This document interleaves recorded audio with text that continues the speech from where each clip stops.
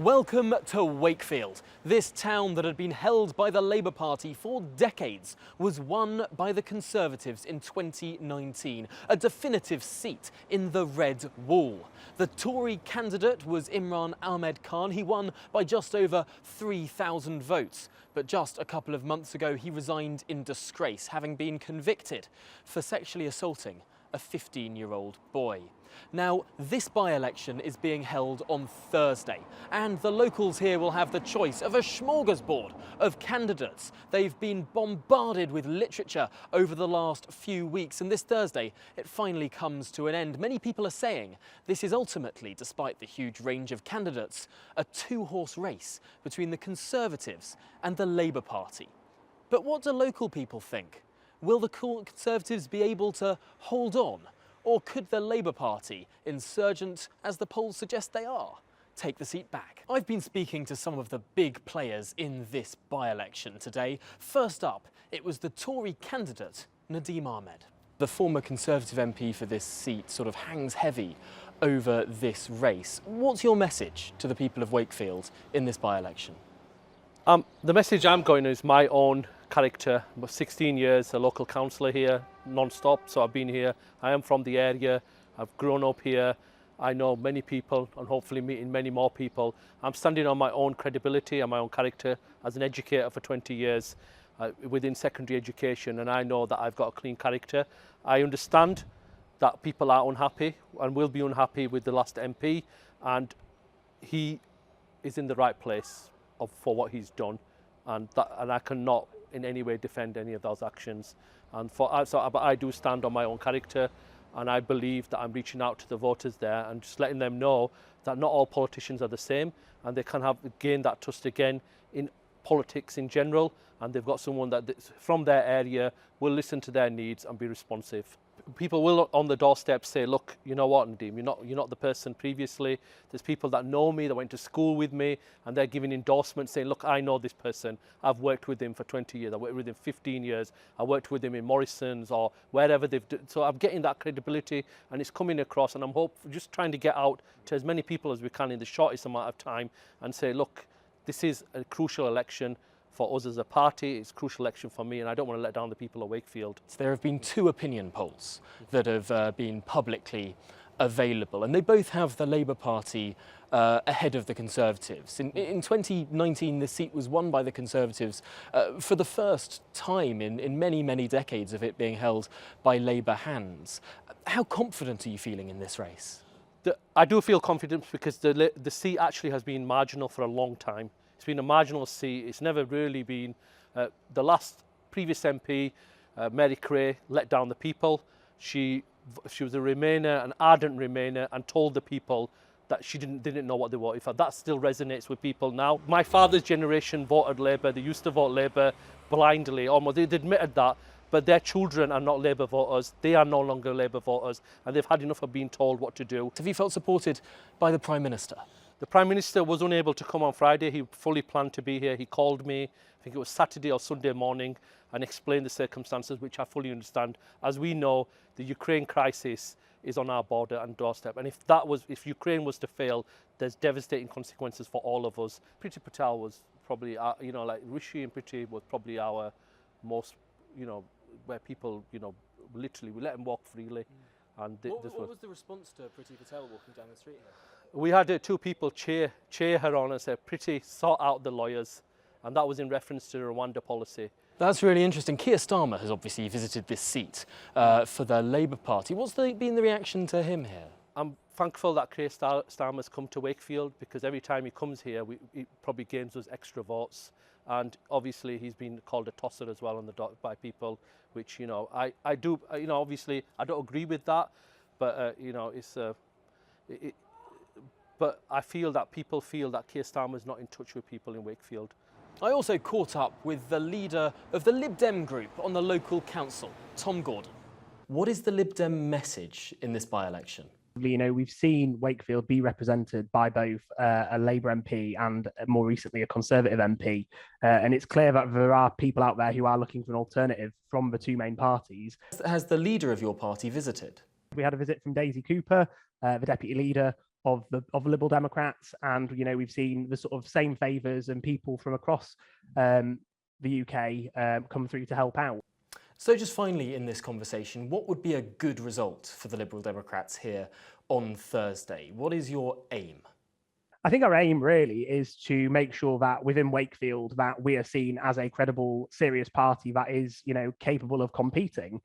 Now, we had hoped to speak to the Labour candidate here, Simon Lightwood. I'm standing outside his campaign headquarters here, adorned with union flags and Labour posters. Sadly, though, we're told by the local Labour Party here that Simon has COVID. They won't tell us exactly when he contracted the disease, but it means that he can't speak to us in person or even via Zoom, so we're told. We asked if anyone else from the Labour Party would like to speak to us, and they did see if anyone might be available, a local councillor perhaps, but sadly none of the 45 local councillors they have here in Wakefield were available either. But the Labour Party did give us an off-the-record briefing, saying they're running a positive campaign here, saying that the result is expected, in their eyes, to be close. Let's have a look at some of their literature. Well, the residents of Wakefield have been bombarded by literature from all of the parties that are standing, so many different ones of them. We've got a selection of Labour and Conservative literature here, and it's interesting looking at what the parties are saying, at least in their biggest pieces, where the Conservative Party are saying that the Labour Party candidate is not local, that he lives in a different part of town, whereas the Tory candidate is local. The Labour Party, however, are saying that Simon Lightwood is local, saying he moved to study to Wakefield. He stayed, met his partner and bought his first home here. So there's a bit of a battle there in terms of who the local party is. Interestingly, the Labour Party have brought back these. They're called pledge cards. Now, they haven't been used in any Labour campaign in by-elections in recent history, so the local parties say, but famously, Tony Blair used these sort of pledge cards in the 1997 general election. Interesting tactics from Sir Keir Starmer. They have on them these pledges, and they're mostly about local issues, about fighting to save the local walk-in health centre, although the Tories say that is already being saved. It's about bringing back bus routes and delivering investment and well-paid jobs in Wakefield. A very clear local focus to this campaign literature. The Labour Party also have those key points there, and clearly the message that it's a two-horse race. And of course, Simon Lightwood front and centre there. It's interesting, on his literature there's Lisa Nandy, the Shadow Levelling Up Secretary, there's Louise Hay, there's lots of figures in the Labour Party, but no Sir Keir Starmer. Sir Keir Starmer is not featuring on this leaflet at all. Now, the Labour Party tell us that they're running a positive campaign, and the leaflets that they've provided here do seem pretty positive, but they're not the only leaflets that have been sent by the party. This leaflet appeared at the start of the campaign, attacking the Conservative Party, of course, for their previous candidate, Imran Ahmed Khan, a convicted sex offender, and asking the question, who will the Tories choose next? But enough of the politicians. Here's what the local people of Wakefield have to say about their votes. The media and the bubble, as they're called down in London, think that us northerners don't really know what we're talking about. We're not as educated, we've not been to the universities or whatever that they have, but we're not daft. We know what's going on in the world, and we're not going to be had over by these people. And I just hope that a lot of similar people to me, and I'm born in Wakefield, brought up in Wakefield. My dad was a coal miner. I'm from 3 generations of mining people. And really, I should be a socialist, but I aren't. Don't get rid of Boris. I love Boris. I'm sorry, I do. You just say that. Well, they just had a party which was out of order. They've both done it. They've all done it. More than one party. Well, I'm sorry. I have a brother who had lost his wife in lockdown. I've got 2 brothers that lost their wives in lockdown, and one of them particularly had his couple of daughters in his garden and his grandson, because it was his grandson's birthday, and the police called and he got fined. And he was literally, had just lost his wife. So that's how But at the end of the day, the government set the rules. And if they can't abide by their own rules, why should anybody else? I've been quite around town. I've seen nothing about any candidates or anything like that. Am I supposed to say anything about candidates? 'Cause I've literally not, no. I just think Labour went off the boil in this area and they weren't really bothered. And I liked a lot of Conservative ideas. So you voted Conservative in 2019? I did. But now you might not? Now I might not know. So lots of apathy, really, at this by-election. The turnout is not expected to be particularly high. Of course, there are 15 candidates standing on Thursday, and their names are as follows.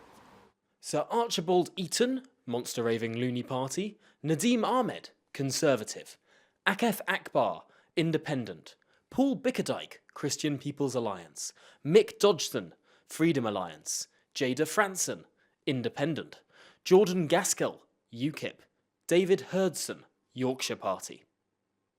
Therese Hirst, English Democrats. Christopher Jones, Northern Independence Party. Simon Lightwood, Labour Party. Jamie Needle, Liberal Democrats. Ash Routh, Green Party. Ashlea Simon, Britain First. Chris Walsh, Reform UK. Reporting from the Wakefield constituency, I've been Tom Harwood for GB News. Welcome to the GB News YouTube channel. You can watch us live 24 hours a day, catch up on your favourite shows and join in the conversation in the comments below. Don't forget to subscribe and you'll never miss any of our exclusive content.